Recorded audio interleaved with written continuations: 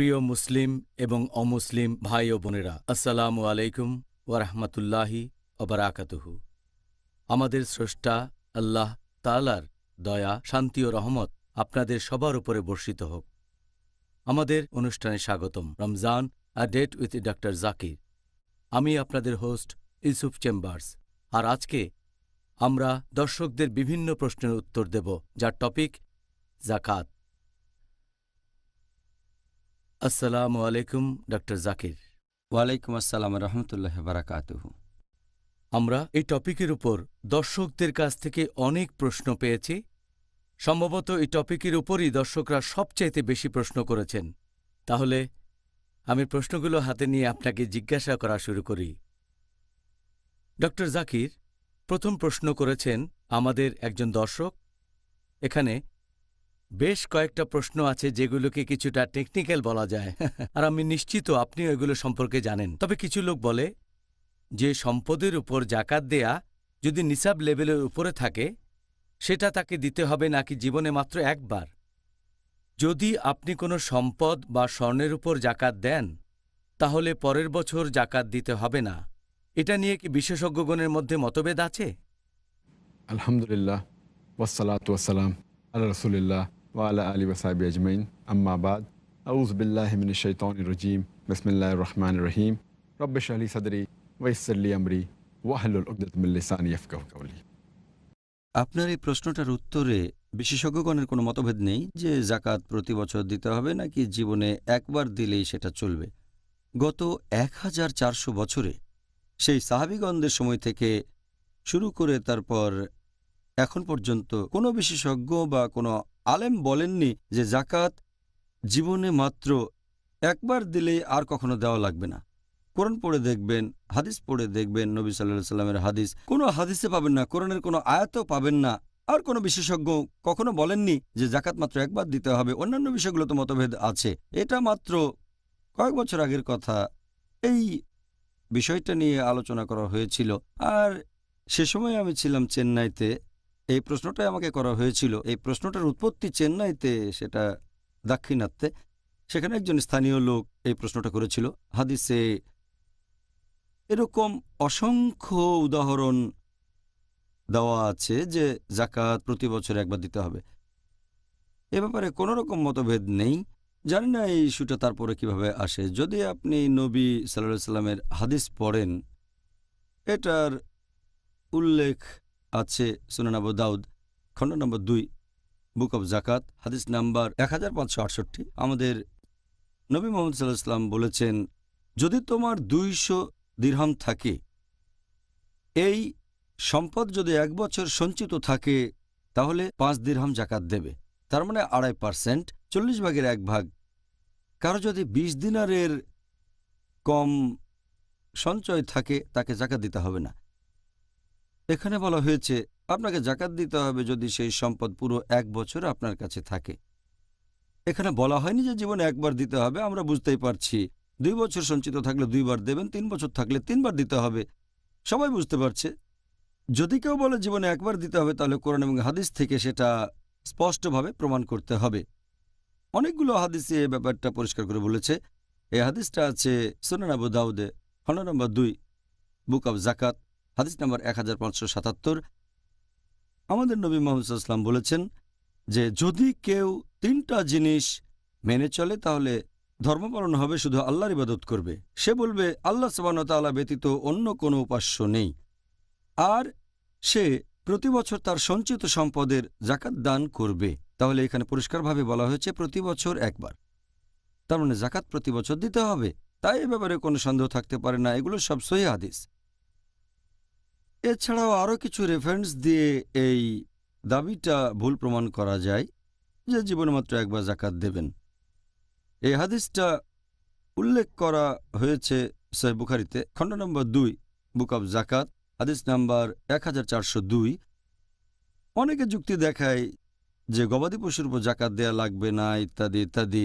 সহিহ বুখারী এই হাদিসটা খণ্ড 2 বুক অব জাকাত হাদিস নাম্বার 1402। নবী মুহাম্মদ সাল্লাল্লাহু আলাইহি সাল্লাম বলেছেন যে পশু পাখি, গবাদি পশু, উট তারা রোজ কিয়ামতের দিন আবার জীবিত হবে, পৃথিবীতে তারা যতখানি সুস্থ সবল ছিল সে অবস্থাতেই। তারা তখন তাদের মালিকের কাছে যাবে। তাদের মধ্যে যারা জাকাত দেয়নি তাদেরকে উটগুলো পা দিয়ে মারাবে। হাদিসটা আরও বলছে, ভেড়াগুলো পৃথিবীতে যেমন সুস্থ সবল ছিল সে অবস্থাতেই থাকবে, আর যদি মালিক জাকাত না দেয় তারা শিং দিয়ে গুঁতো দেবে আর তাদেরকে খুর দিয়ে মারাবে। তার মানে গবাদি পশুর উপরেও জাকাত দিতে হবে। এছাড়াও একটা হাদিসে হজরত আবু বকর রাদিয়াল্লাহু আনহু বলেছেন, এটা আছে সহিহ বুখারী খণ্ড নম্বর 2 বুক অব জাকাত 1399 এবং 1400 নম্বর হাদিস। সে সময় কিছু আরব তারা জাকাত দিতে চায় না, সেজন্য বিদ্রোহ করল। হজরত আবু বকর রাদিয়াল্লাহু আনহু বললেন তিনি এই লোকগুলোর বিরুদ্ধে যুদ্ধ ঘোষণা করবেন। হজরত ওমর রাদিয়াল্লাহু আনহু বললেন যে আল্লাহর রাসূল বলেছেন, যারা আল্লাহ সুবহানাহু ওয়া তাআলার ইবাদত করে অন্য কারো ইবাদত করে না, আর যারা বলে লা ইলাহা ইল্লাল্লাহ মুহাম্মাদুর রাসূলুল্লাহ, তাদের বিরুদ্ধে যুদ্ধ ঘোষণা করবে না। হজরত আবু বকর রাদিয়াল্লাহু আনহু বললেন, যদি কেউ আইন ভাঙে তার বিরুদ্ধে যুদ্ধ ঘোষণা করব। যদি কেউ আপত্তি করে সালাত এবং জাকাত নিয়ে, এ দুটোই ফরজ, তিনি তাদের বিরুদ্ধে যুদ্ধ ঘোষণা করবেন। আল্লাহর নামে বলছে, তিনি বললেন যে যদি কেউ নবী সাল্লাল্লাহু আলাইহি সাল্লামের সময় জাকাত দিয়ে থাকে আর এখন দিতে অস্বীকার করে, অথবা সে জাকাত না দেয় যেটা নবীর সময় দিয়েছে, তার বিরুদ্ধে যুদ্ধ ঘোষণা করব। তার মানে হলো এই, যদিও তারা জাকাত দিয়েছে গত বছরে, এবছরও দিতে হবে। আর যদি জাকাত না দেয়, হযরত আবু বকর রাদিয়াল্লাহু আনহু তাদের বিরুদ্ধে যুদ্ধ ঘোষণা করবেন। আর হযরত ওমর রাদিয়াল্লাহু আনহু বললেন যে আল্লাহ সুবহানাহু ওয়া তাআলা আবু বকরের হৃদয়কে প্রসারিত করেছেন, তিনি যা বলেছেন তা ঠিক। তার মানে জাকাত দিতে হবে প্রতি বছর। আর এছাড়াও অনেক হাদিস বলছে জাকাত কিভাবে সংগ্রহ করতে হবে। একটা হাদিস, এটা আছে সহিহ বুখারীতে খণ্ড নম্বর 2 বুক অব জাকাত 1454 নম্বর হাদিস। হযরত আবু বকর রাদিয়াল্লাহু আনহু একজন লোককে নিয়োগ দিলেন জাকাত আদায়ের জন্য। সে লোকটা বলল যে আল্লাহর রাসূল বলেছেন যে জাকাত দেওয়ার নিয়মটা কি। সে লোকটা বলতে লাগলো, যদি কারো ঘরে 5টা উট থাকে তাহলে একটা ভেড়া জাকাত দিতে হবে। তারপর গবাদি পশুর সংখ্যা বাড়লে জাকাতের পরিমাণও বাড়তে থাকবে। আবার 40টা ভেড়া, যদি কারো থাকে 40টা ভেড়া তাহলে সে একটা ভেড়া জাকাত দেবে। 40টা ভেড়া থেকে 120টা পর্যন্ত জাকাত হলো একটা ভেড়া। যদি ভেড়ার সংখ্যা হয় 120 থেকে 200-র মধ্যে তাহলে 2টো ভেড়া জাকাত দিতে হবে। যদি 200 থেকে 300টা ভেড়া থাকে তাহলে 3টা ভেড়া দিতে হবে। এরপর প্রতি 100টা ভেড়ার জন্য একটা ভেড়া জাকাত দিতে হবে।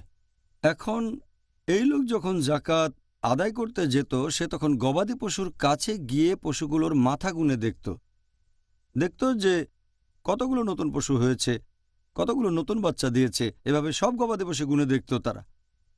তার মানে সেই গবাদি পশুর উপরেও জাকাত দেওয়া হতো যেটা আগের বছর দেওয়া হয়েছে। এভাবে বলা হয়নি যে গত বছর ওটার উপর জাকাত দিয়েছ, এবার ওটা গুনবো না, শুধু যেগুলো নতুন সেগুলো গুনে দেখব, আর নতুন যেসব বাচ্চা হয়েছে সেগুলো। অথবা তারা 1 বছর বয়সের ভেড়া ছাগল বের করে গুনে দেখত না, সব গবাদি পশু গুনত। এতে প্রমাণিত হয় যে জাকাত প্রতি বছরই দিতে হবে। আর জাকাত দেবেন সেই সম্পদের উপর যেটা পুরো 1 বছর আপনার কাছে সঞ্চিত হিসেবে ছিল। সঞ্চয় নিসাব লেভেলের উপরে হলে জাকাত দেবেন প্রতি বছর। আর এই আইডিয়াটা যে জাকাত জীবনে মাত্র একবার দেবেন, এটা নতুন আইডিয়া, আগে কেউই কখনো শোনেনি। প্রশ্নটা কিছুদিন আগে মানুষের মাথায় এসেছে, গত 1400 বছর ছিল না। এই ব্যাপারটা নিয়ে কোনো রকম মতভেদ নেই। বিশেষজ্ঞগণ আর ফুকাহাগণ সবাই একটা ব্যাপারে একমত যে প্রতি বছর জাকাত দিতে হবে। তাহলে তো পরিষ্কার, আলহামদুলিল্লাহ। দ্বিতীয় প্রশ্ন, যে জাকাত পাচ্ছে তাকে কি জানানো আবশ্যক যে তাকে জাকাত দেয়া হচ্ছে? যাকে জাকাত দেওয়া হচ্ছে তাকে এটা জানানো আবশ্যক না যে তাকে জাকাত দেওয়া হচ্ছে। আপনি যদি শিওর হন আপনি যে লোককে জাকাত দিচ্ছেন সে কোরআনে উল্লেখিত 8টা ক্যাটাগরির মধ্যে যদি পড়ে, ফুকারা, মাসাকিন, এ ধরনের 8টা ক্যাটাগরির মধ্যে যদি পড়ে, তাহলে তাকে জাকাত দিতে পারেন। আর এটা আবশ্যিক না যে তাকে জানাতেই হবে এটা জাকাত। যদি আপনার সন্দেহ থাকে সে এই ক্যাটাগরিতে পড়ে কিনা তাহলে একটু খোঁজ খবর নিয়ে দেখেন। তবে স্বাভাবিক পরিস্থিতিতে তাকে জানানোটা আবশ্যিক না যে এটা জাকাতের টাকা। 3 নম্বর প্রশ্ন, জমির উপর জাকাত কিভাবে দিতে হবে? জমিটা বিক্রি করার পরে সেই টাকা দিয়ে বেশ কয়েক বছরের জাকাত দেয়ার অনুমতি কি আছে?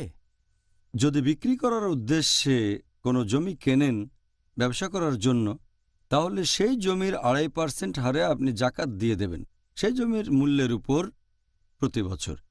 1 বছর জমিটা আপনার মালিকানায় থাকলে সেই জমির চলতি মূল্যের উপর দেবেন 2.5% জাকাত।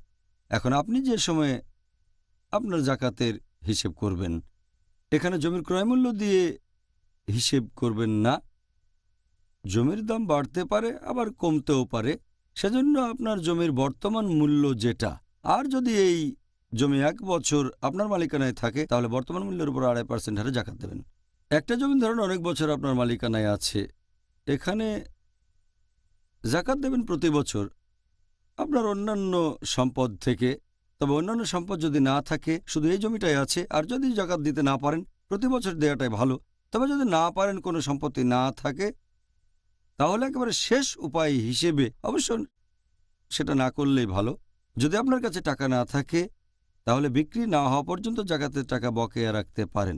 আর যখন বিক্রি করবেন, যদি 5 বছর আপনার মালিকানায় থাকে আর জাকাত দেননি, তাহলে বিক্রি হলেই তখন জাকাত দিয়ে দেবেন, সেটা 5 গুণ 2.5%। তবে প্রতি বছর জমিটার দাম হিসেব করতে হবে আপনাকে অবশ্যই। প্রথম বছরে হয়তো ছিল এক্স, দ্বিতীয় বছরে ওয়াই, তৃতীয় বছরে জেড, এভাবে প্রত্যেক বছরের দামটা হিসেব করবেন, তারপর সেই বছরের 2.5% বের করবেন। এভাবে সবগুলো যোগ করবেন 2.5% করে 5 বছর, তারপর জমি বিক্রি হলে জাকাত দিয়ে দেবেন। সবচেয়ে ভালো হচ্ছে তাড়াতাড়ি জাকাত দিয়ে দেওয়া। ধন্যবাদ ডক্টর জাকির। এবারে পরের প্রশ্ন, 4 নম্বর প্রশ্ন, কিছু লোক বাসস্থানের উপরে ইনভেস্ট করে কারণ তারা ব্যাংকে টাকা রাখতে চায় না, কিন্তু তারা বলে যে বাসস্থানের ক্ষেত্রে জাকাত দিতে হবে শুধুমাত্র এর ভাড়ার উপরে, বাসস্থানের আসল মূল্যের উপর দিতে হবে না। এই ব্যাপারটা সম্পর্কে আপনি কি মতামত দেবেন? এ ব্যাপারে যদি বেশিরভাগ বিশেষজ্ঞের কথা বলেন, তারা যেটা বলে থাকেন যে জমিটা যদি বিক্রি করা বা কেনা হয় লাভের উদ্দেশ্যে, এ ব্যাপারে সব বিশেষজ্ঞই এক বাক্যে বলেন এটার উপরে জাকাত দিতে হবে। আগের প্রশ্নের উত্তরেও বলেছি, যখনই 1 বছর পূর্ণ হয়ে যাবে আপনি যে জমিটা কিনেছেন সেটার জাকাত দিতে হবে। তবে যদি জমি থাকে আর সেটা ভাড়া দেন, একটা বাড়ি কিনলেন তারপর সেটা ভাড়া দিলেন, বেশিরভাগ বিশেষজ্ঞ বলেন যে বাড়ির মূল্যের উপর জাকাত ধরা যাবে না। জাকাত দেবেন যে ভাড়াটা পাচ্ছেন তার উপরে। আপনি ভাড়া পেলেন, সেই টাকা যদি আপনার কাছে 1 বছর সঞ্চিত থাকে আর যদি নিসাব লেভেলের উপরে হয়, তাহলে জাকাত দেবেন ভাড়ার উপরে, সেই বাড়ি, ফ্ল্যাট বা জমির দামের উপরে না। কিন্তু এখনকার দিনে বেশিরভাগ লোক ইনভেস্টমেন্টের জন্য জমি কেনে, তারপর সেটা ভাড়া দেয়। তাহলে সমস্যাটা হচ্ছে যে লোকে জমি কিনে তারপর সেটা ভাড়া দিচ্ছে। তবে যদি মনে করে 4-5 বছর পরে জমির দাম বেড়ে গেলে সেটা বিক্রি করে দিতে পারবে, এখন জমিটা খালি ফেলে রাখবে না, সেজন্য তারা ভাড়া দেয় অন্য লোকের কাছে যার ফ্ল্যাটের প্রয়োজন আছে। এখন তাকে জাকাত দিতে হবে কি হবে না, এটা নিয়ে কিছু মতভেদ আছে, বিশেষজ্ঞগণের মতভেদ। কিছু বিশেষজ্ঞ বলেন ঠিক আছে, ভাড়ার উপরে জাকাত দেবেন যদি 1 বছরের বেশি আর নিসাব লেভেলের উপরে থাকে। যখন বিক্রি করবেন তখন জমির দামের উপর আপনি 2.5% হারে জাকাত দিয়ে দেবেন। তবে কিছু বিশেষজ্ঞ আছেন যারা কথা বলেন না, এই মতের সাথে একমত না। তারা বলেন যে আপনি যদি জমি কেনেন আর সেটা কাউকে ভাড়াও দেন, সেই জমিটার মূল্য বাজারে জমিটার অথবা ফ্ল্যাটের মূল্যের উপরে প্রতি বছর জাকাত দেবেন। ইবনে আকিলের মতো বিশেষজ্ঞগণ কথা বলেছেন। ইবনুল আরাবি, ইবনে আকিল হলেন হাম্বলি, ইবনুল আরাবি তিনি আবার মালিকি, শেখ আবু জহরা ইনি হানাফি, আব্দুর রহমান আল হাসান, শেখ আব্দুল ওয়াফ খালাফ তিনি বর্তমানের একজন বিখ্যাত আলেম, শেখ ইউসুফ আল কারদাভি, এরকম আরও অনেক বিশেষজ্ঞ বলেছেন যদি কোনো লোক অনেকগুলো ফ্ল্যাট কিনে সেগুলো ভাড়া দেয় তাহলে তাকে সেই ফ্ল্যাটের দামের উপরেও জাকাত পরিশোধ করতে হবে। কিন্তু একজন গরিব লোক, তার কোনো উপার্জন নেই, কোনো ব্যবসা নেই, আছে মাত্র একটা বাড়ি যেখানে সে থাকে, আরেকটা বাড়ি থেকে ভাড়া পায়, এখানে সবাই একমত যে সে ভাড়ার উপরে জাকাত দেবে যদি সঞ্চয় নিসাব লেভেলের উপরে থাকে।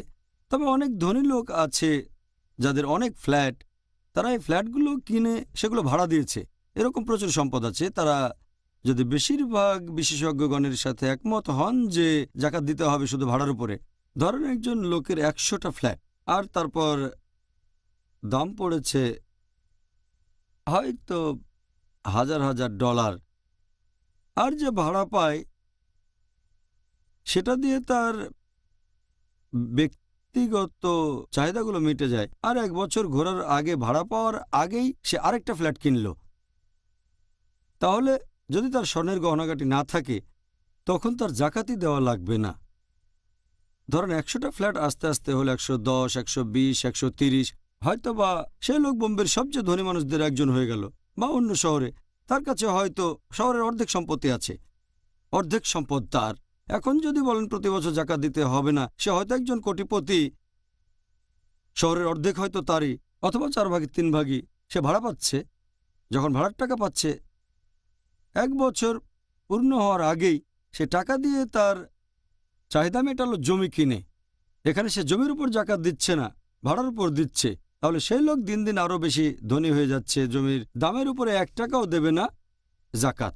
সেজন্য আমি কম সংখ্যক বিশেষজ্ঞগণের সাথে একমত, যেমন ইবনুল আরাবি, ইবনে আকিল, শেখ আবু জহরা, শেখ ইউসুফ আল কারদাভি, এই বিশেষজ্ঞগণ বলেছেন যদি কারো মালিকানায় এরকম অনেক জমি থাকে আর তারা সেখানে বাড়ি বানিয়ে ভাড়া দেয়, তাহলে তাকে সেই জমির বর্তমান মূল্যের উপরেও জাকাত দিতে হবে। বাজারে সেই জমিটার অথবা সেই বাড়িটার বর্তমান যে দাম তার 2.5% প্রতি হিজরি সালে জাকাত হিসেবে দিয়ে দিতে হবে। আমি এই বিশেষজ্ঞগণের সাথে একমত।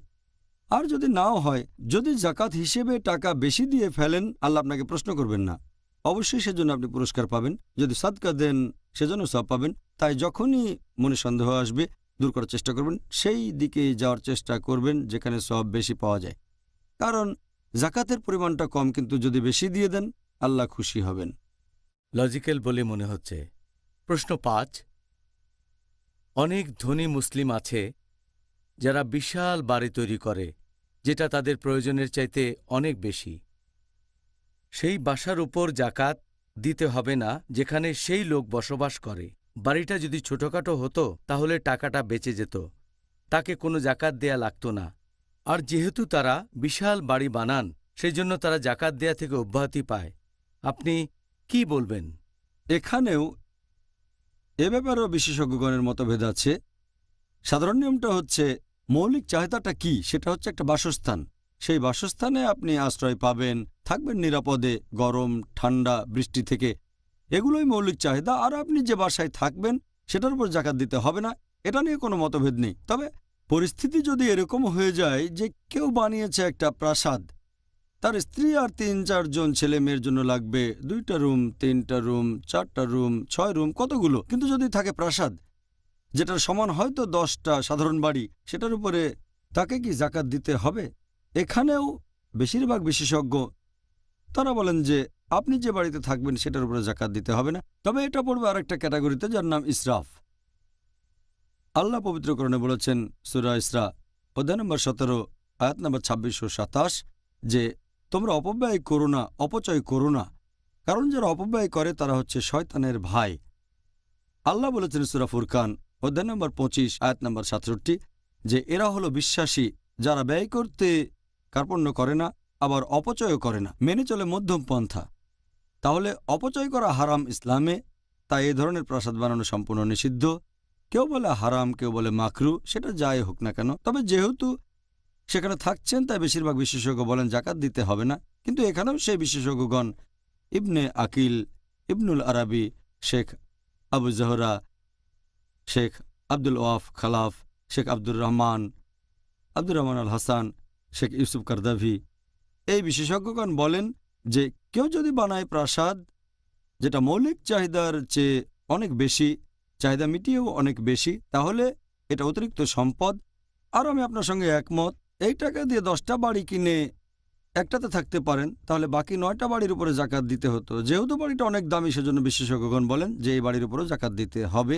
অথবা সেই লোকের অনেকগুলো বাড়ি আছে, বাড়িগুলোর উপরে জাকাত দেবে, আমি এটার সাথে একমত। আর যদি জাকাত নাও হয়, সেই ধনী লোক সে যদি 2.5% আর জাকাত দেয়, এটা তার জন্যই ভালো। শেষ বিচারের দিনে এই কাজগুলো তার পক্ষে কথা বলবে, আর সেজন্য আমার মতে এরকম বাড়ির উপরে জাকাত দিতে হবে, এটা বেশি ভালো। অনেক ধন্যবাদ ডক্টর জাকির। পরের প্রশ্নটাও করেছেন একজন দর্শক। কিছু মুসলিম আছে যারা অনেক ধনী, আর তাদের আছে অনেকগুলো কোম্পানি আর ফ্যাক্টরি আর অনেক সম্পদ। এখন তাদেরকে কি যাবতীয় সম্পদের উপর জাকাত দিতে হবে যেগুলোর তারা মালিক, নাকি শুধুমাত্র পণ্যদ্রব্যের উপর জাকাত দিতে হবে? এই ব্যাপারটা নিয়েও মতভেদ আছে, তবে সাধারণ নিয়মটা হচ্ছে আপনি আপনার ব্যবসার বিভিন্ন মালপত্রের উপর জাকাত দেবেন যেগুলো কেনাবেচা করবেন, তবে আপনার ব্যবসার জায়গাটার উপরে জাকাত দেবেন না। যাতায়াতের জন্য যানবাহন ব্যবহার করলে সেটার উপর জাকাত দিতে হবে না। এখানে শুধু ব্যবসায় ব্যবহৃত মালপত্রের উপর জাকাত দেবেন।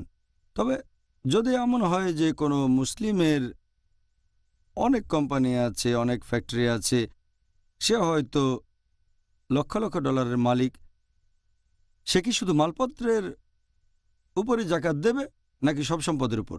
এখানেও একদল বিশেষজ্ঞ বলেন যেহেতু সে অনেক ধনী আর কোম্পানি অনেক বড়, সাধারণত ধনী লোকজন যেটা করে তারা একটা কোম্পানি খোলে, সেখান থেকে যে লাভ করে সেটা ঘরের ভেতর রেখে দেয় না, লকারে রেখে দেয় না, অথবা স্বর্ণ কিনে রাখে না, আরেকটা ফ্যাক্টরি কিনে, এটা ইনভেস্টমেন্ট। তাহলে যার কয়েকটা ফ্যাক্টরি আছে, হয়তো সে মাসে লক্ষ লক্ষ ডলার আয় করে, ব্যবসা চালু করার 3-4 মাস পরে সে আরও একটা কোম্পানি বানালো, আর তার আয় তখন আরও বাড়লো, আরেকটা ফ্যাক্টরি বানালো। সে যদি শুধু মালপত্রের উপর জাকাত দিয়ে থাকে, তার সম্পদের তুলনায় এই মালপত্র খুবই সামান্য, কিন্তু সেই ফ্যাক্টরির দাম হবে হয়তো কয়েকশো কোটি ডলার। আমি এখানে সেই বিশেষজ্ঞগণের সাথে একমত যারা বলেন যদি কোনো লোকের অনেকগুলো ফ্যাক্টরি থাকে, তাকে জাকাত দিতে হবে পুরো সম্পত্তির উপরেই, ফ্যাক্টরি আর জমির উপরেও জাকাত দিতে হবে। আমাদের নবী মুহাম্মদ সাল্লাল্লাহু আলাইহি ওয়াসাল্লাম বলেছেন, এটা আছে সহিহ বুখারীতে, খণ্ড নম্বর 7, হাদিস নম্বর 5672। নবী বলেছেন যে কোনো লোক যেসব কাজে ব্যয় করে তার সব কিছুর জন্যই সে পুরস্কার পাবে, শুধুমাত্র বাড়ি বানানোতে যেটা ব্যয় করে সেটা বাদে, তাহলে বাড়িঘর বানানোর প্রতিদান পাবেন না। এছাড়াও আরেকটা হাদিস আছে সহিহ বুখারীতে, খণ্ড নম্বর 4, হাদিস নাম্বার 3185। আমাদের নবী মুহাম্মদ সাল্লাল্লাহু আলাইহি ওয়াসাল্লাম বলেছেন যে আমি আমার উম্মতদের দারিদ্র্য নিয়ে অতটা চিন্তিত নই যতটা চিন্তিত তাদের উন্নতি আর সমৃদ্ধি নিয়ে। কারণ আগেকার দিনে অনেক জাতি ধ্বংস হয়ে গেছে শুধুমাত্র বিলাসিতার জন্য। তারা প্রতিযোগিতা করত। আমি আমার উম্মতদের বিলাসিতা নিয়ে চিন্তিত যে তারা অন্যের প্রতিযোগিতা করবে, আর যেভাবে আগের জাতিগুলো ধ্বংস হয়েছে সেভাবে তারাও ধ্বংস হবে। নবী এইসব বিলাসিতার ব্যাপারে চিন্তিত ছিলেন যে এরকম বিশাল বিশাল প্রাসাদ বানাবেন, বড় বড় ফ্যাক্টরি বানাবেন। আর এখানে একটা উদাহরণ দিচ্ছি, ধরেন এরকম একটা ঘটনা যে কিছু শেয়ার কিনলেন স্টক মার্কেটে, হালাল স্টক, হালাল শেয়ার, যেটা হচ্ছে হালাল কোম্পানি। এখন বিশেষজ্ঞগণকে জিজ্ঞেস করেন এই শেয়ারের উপর কি জাকাত দিতে হবে, তারা বলবেন হ্যাঁ। শেয়ারটার যে মূল্য NAV, নেট অ্যাসেট ভ্যালু, সেটার উপর জাকাত দিতে হবে। যখন আপনি কোনো কোম্পানির শেয়ার কিনছেন, সেই শেয়ারের দামের মধ্যে কোম্পানির সব সম্পত্তি আছে, দামটা শুধু মালপত্রের না। তাহলে যখন শেয়ার কিনছেন স্টক মার্কেট থেকে একটা কোম্পানির, তখন সেই শেয়ারের পুরো দামের উপরে জাকাত দিচ্ছেন।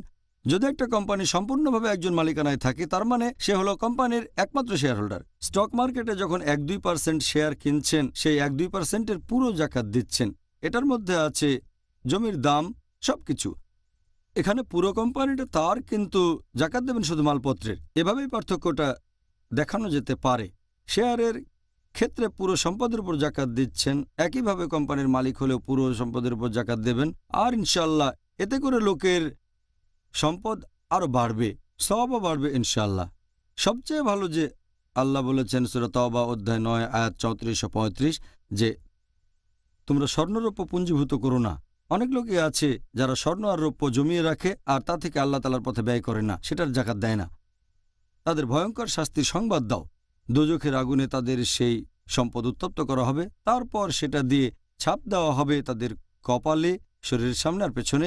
সেদিন তাদের বলা হবে তোমাদের পুঞ্জীভূত সম্পদের স্বাদ গ্রহণ করো। তাই আমি সেই বিশেষজ্ঞগণের সাথে একমত যারা বলেন যে কোনো প্রাসাদ থাকলে তার উপর জাকাত দিতে হবে, অনেক বাড়ি থাকলেও জাকাত দিতে হবে। যদি জমি কোথাও ভাড়া দেন তার উপরও জাকাত দিতে হবে। ফ্যাক্টরির উপর জাকাত দেবেন। তার ব্যাপারটা দেখেন, সেই লোক যদি আসলে অনেক ধনী হয়, অনেক টাকার মালিক, তার সব সম্পত্তিরই জাকাত দিতে হবে। আর আমি জানি মৌলিক চাহিদার উপর কোনো জাকাত দিতে হবে না, তবে এটা নিরাপদ আখিরাতের জন্য। এভাবে ফ্যাক্টরি এবং জমির উপরে জাকাত দিলে আখিরাতের জন্য ভালো, সে দোজখের আগুন থেকে দূরে থাকতে পারবে। আপনাকে অনেক ধন্যবাদ ডক্টর জাকির। একজন মহিলা, ধরেন তার কোনো সম্পদ নেই, শুধু কিছু অলংকার আছে।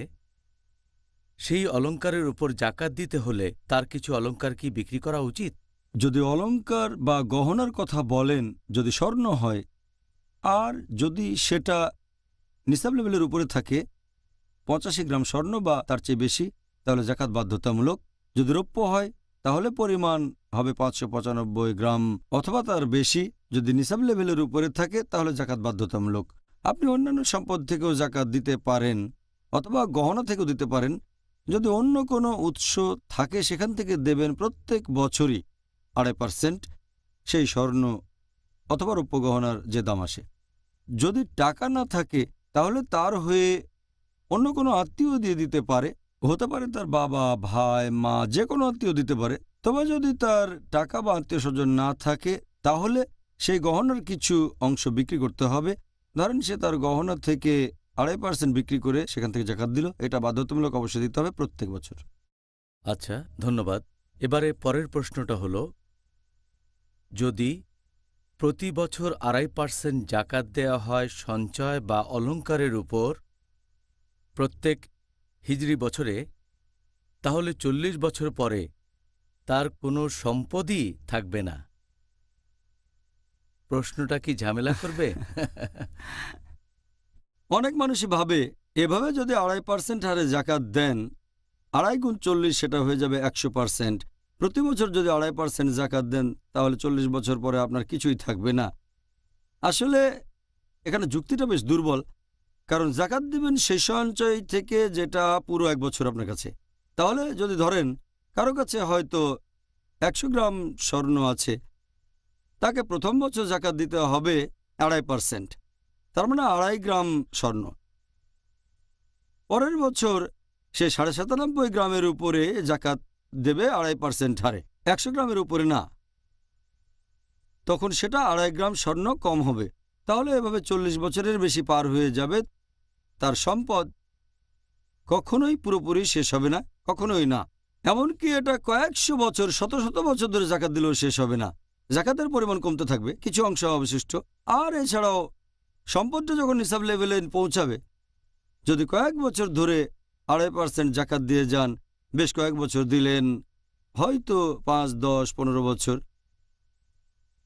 কয়েক বছর পরে 5-10 বছর পরে সম্পদের পরিমাণ নিসাব লেভেলে আসবে। যখনই সেটা 85 গ্রাম স্বর্ণের নিচে নেমে যাবে, এই পর্যায়ে নেমে আসতে হয়তো 10 বছর লাগবে অথবা একটু বেশি।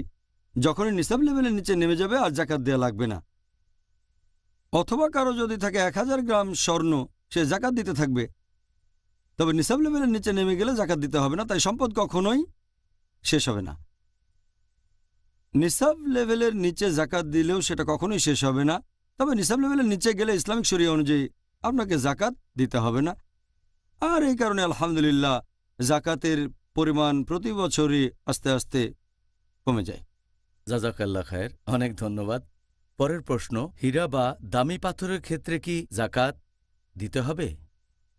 আপনি যদি হীরা আর অন্যান্য দামি পাথরের কথা বলেন, মুক্তা, নীলা, গোমেদ, এ ব্যাপারে বিশেষজ্ঞগণ সবাই একমত যে এইসব পাথরের উপর জাকাত দিতে হবে না, হীরার উপরেও না। তবে যদি সেটা ব্যবসা হয়, দামি পাথর কেনাবেচা করছেন, তাহলে প্রতি বছর সেটার উপরে জাকাত দিতে হবে, কেনাবেচা করে যে লাভ করছেন তার উপরে। কিন্তু যদি ব্যবহার করা হয় গহনা হিসেবে, তখন সেটার উপরে আপনার কোনো জাকাত দিতে হবে না। তবে যদি গহনা মিক্সার করা থাকে, স্বর্ণ আর হীরা একসাথে, তাহলে স্বর্ণ যদি নিসাব লেভেলের উপরে থাকে জাকাত দিতে হবে তখন আপনাকে। তবে অন্যান্য পাথরের উপরে আপনাকে জাকাত দিতে হবে না। আর এখন অনেক মানুষই ইনভেস্ট করার জন্য হীরা কিনে তারা জমা রাখে, যে দাম বেড়ে গেলেই বিক্রি করবে। এটা কেনার পেছনে নিয়ত হচ্ছে তারা ইনভেস্ট করবে। এ ব্যাপারে কিছু বিশেষজ্ঞ তারা বলেন যে যদি ইনভেস্ট করার নিয়ত থাকে আপনার, আর সেজন্য কিনে থাকেন, লাভ করার জন্য কেনেন, তাহলে সেই হীরার উপরে জাকাত দেবেন। তবে যদি সেটা ব্যক্তিগত কাজে বা গহনা বানাতে ব্যবহার করেন, সেই হীরা বা দামি পাথরের উপর জাকাত দিতে হবে না। জাজাকাল্লাহ খায়ের। আপনাকে অনেক ধন্যবাদ ডক্টর জাকির। এবারে আমাদের পরের প্রশ্ন, এটাও করেছেন একজন দর্শক। বাণিজ্যিক পণ্যের ক্ষেত্রে কিভাবে জাকাত দিতে হবে? এটা কি দিতে হবে সেই পণ্যের ক্রয়মূল্যের উপর, নাকি জাকাত দেব পণ্যের বিক্রয় মূল্যের উপর? যদি কোনো মালপত্র কেনার কথা বলেন যেটা বিভিন্ন কাজে ব্যবহার হতে পারে, এখানে যে লোক সে মালপত্র কিনেছে সে তার দাম বের করবে, সেটা থেকে অবচয় বিয়োগ করে অবশিষ্ট জিনিসের জাকাত দেবে। সেখানে পরিমাণ যা আছে, জমি হলে দাম বাড়তে পারে আবার কমতেও পারে, যন্ত্রপাতি হলে অবচয় বাদ যাবে। তবে এখানে বলা হচ্ছে ব্যবসায়িক মালপত্রের কথা। একজন লোক বিক্রি করার উদ্দেশ্যে কিছু জিনিস কিনলো, এখন সে কি জাকাত দেবে কেনা দামের উপরে, নাকি বিক্রি করা দামের হিসেব করে জাকাত দেবে? এখানে বিশেষজ্ঞগণের মতভেদ আছে। শেখ সালেহ আল মুনাজ্জিদের মতে তিনি বলেছেন যে বিক্রির উদ্দেশ্যে কোনো মালপত্র কিনলে, পাইকারি বিক্রেতা হলে আপনি বিক্রির টাকার উপর জাকাত দেবেন, তার মানে বিক্রির টাকা। খুচরা বিক্রেতা হলে খুচরা বিক্রির উপর হিসেব করে আপনার জাকাত দিতে হবে। যদি দুটোই করেন তার উপরে, তখন হিসেব করে জাকাত দেবেন। তবে কিছু বিশেষজ্ঞ বলেন যে খুচরা ব্যবসায়ী লাভের মার্জিন সাধারণত একটু বেশি থাকে। যদি বিভিন্ন বই কেনাবেচা করে থাকেন, তখন সেখান থেকে আপনি হয়তো লাভ করতে পারেন 40%, 50%, এমনকি 60%ও করতে পারেন। তাহলে কারো যদি একটা বড় বইয়ের দোকান থেকে থাকে বা চেন বুক স্টোর, আর তার কাছে হয়তো $1,00,000 মূল্যের বই আছে, বিক্রি করলে সে পাবে $2,00,000। তার জন্য এই $2,00,000 উপর জাকাত দেয়া বেশি হয়ে যাবে। সেজন্য আমি সেই বিশেষজ্ঞগণের সাথে একমত যারা বলেন যে যেটা খরচ হয়েছে কেনার পরে সেটা আপনার কাছেই আছে, এখনও কোনো লাভ করেননি, তাহলে বইগুলোর জন্য আপনার যে খরচ হয়েছে, আপনি যে টাকায় বইগুলো কিনেছেন সেখানে হয়তো ডিসকাউন্টও পেয়েছেন। 50% ডিসকাউন্ট হলে যে দামে কিনেছেন তার উপর জাকাত দেবেন। তারপর বিক্রি করলে তখন আপনি লাভ করতে পারবেন। অনেক সময় বই বিক্রি হবে না, তখন কম দামে বিক্রি করবেন, হয়তো 40% ডিসকাউন্টে বিক্রি করবেন। মাঝে মধ্যে হয়তো লসে বিক্রি করে দিচ্ছেন, কিনেছেন 50% ডিসকাউন্টে, বিক্রি করলেন 60%-এ। আবার অনেক সময় কিছু বই দোকানে পড়েই থাকে, হয়তো 7 বা 8 বছর ধরে দোকানেই পড়ে আছে, আপনি এই বইটার উপরে 8 বছর জাকাত দিচ্ছেন, তারপর বইটা ডিসকাউন্টে বিক্রি করলেন। তাই আমি সেই বিশেষজ্ঞের সাথে একমত যারা বলেন যে জাকাত দেবেন তার উপরে যে টাকাটা আপনি খরচ করেছেন। তখন যদি খরচটা বেশি হয়ে যায়, যেমন ধরেন $100 দিয়ে কিছু জিনিস কিনলেন বা 100 টাকায় 50% ডিসকাউন্ট পেলেন, তাহলে আপনার খরচ হচ্ছে $50 বা 50 টাকা। ধরেন জিনিসটার এমআরপি সর্বোচ্চ খুচরা মূল্য সেটা বেড়ে 110 টাকা হয়ে গেল বা $110, তখন 50% ডিসকাউন্টে আসবে 55 টাকা। তাহলে সেটা দাম বেড়ে গেল। তবে এখনও বিক্রি করেননি, এখনও জানেন না দামটা পুরো ধরবেন নাকি ডিসকাউন্টে দেবেন নাকি এরকম কিছু। সেজন্য আমি এই ব্যাপারে বলি যা খরচ হয়েছে, যে ডিসকাউন্ট পাচ্ছেন বর্তমান দামের সাথে তুলনা করে, তারপর আপনি হিসেব করে বের করবেন যে এই মালপত্রের আপনার কত খরচ হয়েছে। 1 বছর গচ্ছিত অবস্থায় থাকলে সেটার উপর হিসেব করে জাকাত দেবেন। বাহ, সুন্দর, ধন্যবাদ। পরের প্রশ্ন, কোম্পানি কোনো যানবাহন বা গাড়ি ভাড়া করলে সেই ভাড়ার টাকার উপরে কি যাকাত দিতে হবে? যদি যানবাহন ভাড়া নেয়ার ব্যাপারে বলতে হয়, বাড়ি ভাড়া নেয়ার ক্ষেত্রেও একই নিয়ম প্রযোজ্য, একই রকম।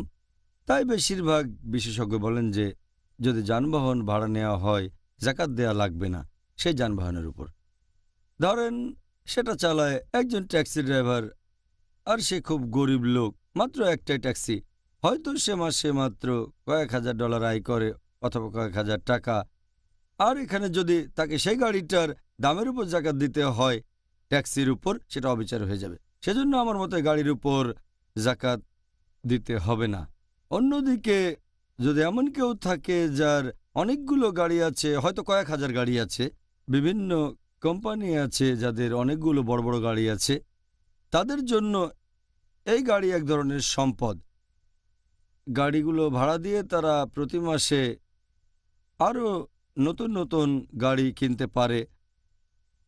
তাই আমার মতে যদি তার অনেকগুলো গাড়ি থাকে আর সেগুলো যদি ভাড়া দেয়, তাহলে সেটার ক্রয়মূল্য অবচয় বাদ দিয়ে গাড়িটা যে দামে কেনা হয়েছে সেটা ধরবেন না, সেটা থেকে অবচয় বাদ দেবেন, প্রতি বছরের অবচয় হিসেব করবেন, তারপর যে দামটা আসবে তার উপরে যাকাত দিতে হবে। সেটাই সবচেয়ে ভালো। আমি এই বিশেষজ্ঞগণের সাথে একমত। শেখ কারদাভি, ইবনে আকিল, ইবনুল আরাবি, শেখ আবু জোহরা, আব্দুর রহমান আল হাসান, ইনাদের সাথে আমি একমত। পরের প্রশ্ন আরেকজন দর্শক, এমন কিছু মুসলিম আছে যারা অনেক বছর ধরে যাকাত দেয় না। এখন তারা যদি অনুশোচনা করতে চায় তাহলে তাদেরকে কি আগের বছরগুলোর যাকাত দিতে হবে? যদি দিতে হয় তাহলে সেই যাকাতটা কিভাবে হিসাব করবে? কারণ তাদের কাছে কোনো রেকর্ডপত্র নেই যে কত বছর ধরে কি পরিমাণ যাকাত তাদের দেয়া হয়নি। এ প্রসঙ্গে আমি আগেও বলেছি যে রমজান হচ্ছে অনুশোচনার মাস। এই অনুশোচনার কয়েকটা শর্ত আছে। যদি কোনো অন্যায় করেন, গুনাহ করেন, সেটা তখনই বন্ধ করবেন, ভবিষ্যতে আর করবেন না। আর যদি শুধরাতে পারেন, আপনি এখন জানেন জাকাত না দেয়াটা খারাপ, মানছেন জাকাত না দেয়া খারাপ, বন্ধ করেন। তার মানে জাকাত দেওয়া বন্ধ করবেন না, জাকাত দিয়ে যান। আর খেয়াল রাখবেন ভবিষ্যতে যেন কখনো জাকাত মিস না করেন। প্রতি বছর জাকাত দেবেন, আগের ভুলগুলো শুধরাতে পারেন। তার মানে আগের জাকাতগুলো দেবেন, কারণ জাকাত হচ্ছে গরিব মানুষের হক। 8 ক্যাটাগরির মানুষকে তাদের প্রাপ্য জিনিস থেকে আপনি বঞ্চিত করেছেন, সেটা আসলে তাদের পাওনা। তাহলে যদি আগের জাকাত না দেন আর বুঝতে পারেন যে জাকাত দিতে হবে, সেখানে আনুমানিক হিসেব করবেন যে আগের বছরগুলোতে জাকাত কেমন আসতে পারে। 5 বছর জাকাত না দিলে আনুমানিক একটা হিসেব, যদি সঠিকভাবে হিসেব করতে পারেন আমার এই সম্পত্তি ছিল, তাহলে তার উপর জাকাত দেন। যদি সেটা করতে না পারেন তাহলে আন্দাজ করতে পারেন, আনুমানিক একটা হিসেব বের করবেন, সেটা 5 বছর, 10 বছর বা 15 বছরের।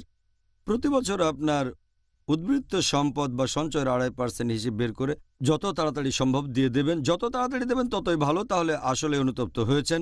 ইনশাআল্লাহ আল্লাহ আপনার সম্পদ বাড়িয়ে দেবেন। জাযাকাল্লাহ খায়ের। ডক্টর জাকির, পরের প্রশ্ন, আমাদের একজন দর্শক জানতে চাচ্ছেন সেই লোকের যাকাত কি কবুল করা হবে যদি সে যাকাত দিয়ে ফেলে এমন কোনো একজন অযোগ্য লোককে ভুল করে? যদি কেউ কোনো অযোগ্য লোককে জাকাত দিয়ে ফেলে ভুল করে, আল্লাহ তাআলা তাকে ক্ষমা করবেন। আল্লাহ পবিত্র কোরআনে বলেছেন যে আল্লাহ তার বান্দাদের পাকড়াও করবেন না যদি তারা ভুল করে বা ভুলে যায়। ভুল করলে ইনশাআল্লাহ আল্লাহ ক্ষমা করবেন। আর একটা হাদিস, এটা আছে সহিহ বুখারীতে, খণ্ড নম্বর 2, বুক অব জাকাত, হাদিস নাম্বার 1421। একবার এক লোক কিছু দান খয়রাত করল, আর সে নিজের অজান্তেই দান করে বসলো একজন চোরকে। পরের দিন মানুষজন বলাবলি করতে লাগলো যে লোকটা দান করেছে একটা চোরকে। লোকটা বলল, সমস্ত প্রশংসা আল্লাহর, আমি আবার দান করব। সে বাইরে গিয়ে না জেনে দান করলো এক ব্যভিচারিণীকে। পরের দিন মানুষজন আবার বলাবলি করতে লাগলো, ও এবারে দান করেছে একজন ব্যভিচারিণীকে। লোকটা বলল, সমস্ত প্রশংসা আল্লাহর, আমি আবার দান করব। পরের দিন সেই লোক জাকাত দিতে গিয়ে ভুল করে দিল একজন ধনী লোককে। আবার মানুষজন বলতে লাগলো, ও এবারে দান করেছে ধনী লোককে, ও সমস্ত প্রশংসা আল্লাহর। সে তখন আল্লাহর কাছে দোয়া করতে লাগলো যে সে ভুল করেছে, তখন আরেকজন লোক তার কাছে এসে বলল যে ইনশাল্লাহ এই দান কবুল করা হবে। তুমি হয়তো জানো না, দান করেছো হয়তো কোনো চোরকে, ব্যভিচারিণীকে আর ধনী লোককে। তুমি নিজেও জানো না এই দানের কারণে এই চোর হয়তো আর চুরি করবে না, সে সরল পথে চলে আসবে। তুমি নিজেও জানো না যে ব্যভিচারিণীকে দান করেছো সে হয়তো আর ব্যভিচার করবে না, অবাধ জন্নাচার ছেড়ে দেবে, সরল পথে চলে আসবে। তুমি নিজেও জানো না যে ধনী লোককে তুমি দান করেছো হয়তো সেই লোকের মন নরম হয়ে যাবে আর সে আল্লাহ সুবহানাহু ওয়া তাআলার পথে ব্যয় করা শুরু করবে। এই হাদিস বলছে তার নিয়ত ছিল ভালো। তাহলে কেউ যদি ভুল করে এমন কাউকে জাকাত দেয় যে আসলে যোগ্য নয়, যদি সে সত্য জানতে যথাসাধ্য চেষ্টা করে তারপরও ভুল হয়ে যায়, ইনশাআল্লাহ আল্লাহ সেটা কবুল করবেন। তবে যদি সন্দেহ থাকে খোঁজখবর নেওয়া উচিত, কিন্তু ভুল হয়ে গেলে ইনশাআল্লাহ আল্লাহ তাকে দায়ী করবেন না, তার জাকাত কবুল করা হবে। অনেক ধন্যবাদ ডক্টর জাকির। এবারে আমাদের এই অনুষ্ঠানের শেষ প্রশ্ন ডক্টর, যার টপিক জাকাত, যে এই দুইটার মধ্যে পার্থক্যটা কি, সদকা এবং জাকাত? সংজ্ঞা অনুযায়ী জাকাত মানে বিশুদ্ধ করা, বৃদ্ধি করা, এর মানে মহত্ব এবং আশীর্বাদ।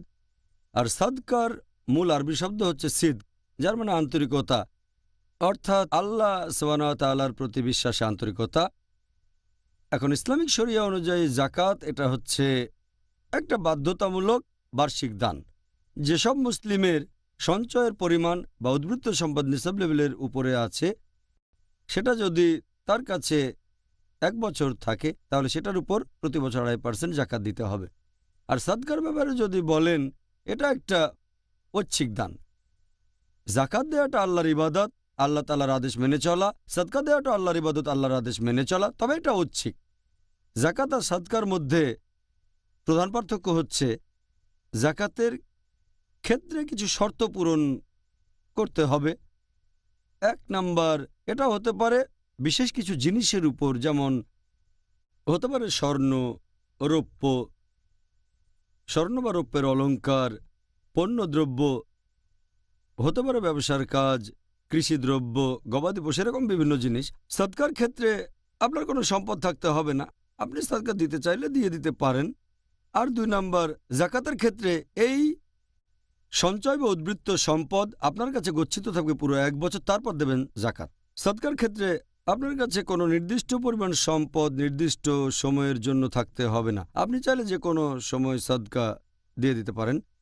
3 নম্বর পয়েন্ট, জাকাতের ক্ষেত্রে একটা নিসাব লেভেল থাকতে হবে। যখন নিসাব লেভেলে পৌঁছাবে, যেমন ধরেন আপনার কাছে স্বর্ণ আছে 85 গ্রাম, তখন দিতে হবে জাকাত, অথবা রৌপ্য 595 গ্রাম, এর কম হলে জাকাত লাগবে না। সদকার ক্ষেত্রে সম্পদ যাই হোক কম বা বেশি, আপনি চাইলে সদকা দিতে পারেন। এছাড়া আরেকটা পার্থক্য, জাকাত দেওয়া যাবে শুধু সেই 8 ক্যাটাগরির মানুষকে যাদের কথা পবিত্র কোরআনে বলা হয়েছে। সূরা তাওবা অধ্যায় 9 আয়াত নম্বর 60, গরিব, অভাবগ্রস্ত, এ সম্পর্কে আগে আলোচনা করেছি। সাদকা যে কাউকে এটা দেয়া যায়, জাকাতের ক্যাটাগরির লোকজনকে দেয়া যায়, ক্যাটাগরির বাইরের লোকজনকেও দেয়া যায়। সাদকা দেওয়ার ক্ষেত্রে কোনো রকম বাধ্যবাধকতা নেই। 5 নাম্বার পয়েন্ট, ধারণ করার জন্য জাকাত দেওয়াটা ফরজ ছিল, কিন্তু জাকাত না দিয়ে মারা গেল, তাহলে দায়িত্ব হবে তার সন্তানদের যেন সেই জাকাত পরিশোধ করা হয়। যদি তার সম্পত্তি ভাগাভাগি করা হয় তাহলে ভাগে যাওয়ার আগে আদায় করতে হবে সেই জাকাত। এটা হচ্ছে একটা দায়। সদকার ক্ষেত্রে কেউ সদকা না দিয়ে নিয়ত করে মারা গেলে সন্তানদের সেটা পূরণ করতে হবে না। নিয়ত ছিল বাবার, সন্তানরা পূরণ করতে পারে, এটা হচ্ছে। 6 নাম্বার, যদি জাকাত না দেয় এটা ইসলামের স্তম্ভ, ফরজ কাজ, এটা আবশ্যিক, না দিলে শাস্তি পাবেন। আল্লাহ বলেছেন সূরা তাওবা অধ্যায় 9 আয়াত নম্বর 34 ও 35, দোজখের আগুনে উত্তপ্ত করা স্বর্ণ দিয়ে তাদের ছাপ দেওয়া হবে যারা তাদের সম্পদের জাকাত দেয়নি। সদকার ক্ষেত্রে ব্যাপারটা এরকম না। 7 নম্বর পয়েন্ট, নির্ভরশীল কাউকে জাকাত দেয়া যাবে না। বাবা সন্তানকে জাকাত দেবে না, সন্তান বাবাকে জাকাত দেবে না। সদকার ক্ষেত্রে বাবা সন্তানকে সদকা দিতে পারে, সন্তানও বাবাকে দিতে পারে, নির্ভরশীল হোক বা না হোক। 8 নম্বর, বেশিরভাগ ক্ষেত্রে ধনী আর স্বাস্থ্যবান কাউকে জাকাত দেয়া যাবে না, কিন্তু সদকা ধনী বা স্বাস্থ্যবানদের দেয়া যাবে। তারপরও অমুসলিমদের জাকাত দেয়া যাবে না, কিন্তু অমুসলিমদের সদকা দেওয়া যেতে পারে। এ হচ্ছে জাকাত এবং সদকার মধ্যে প্রধান 12টা পার্থক্য।